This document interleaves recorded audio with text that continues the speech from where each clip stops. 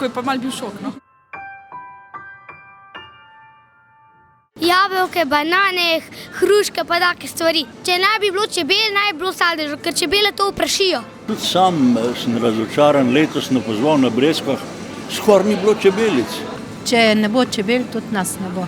Preveč govorimo, premalo dejanja. Ljudje se moramo zavedati, da vsaki tretji žlici rečemo hvala čebela, hvala opraševalci.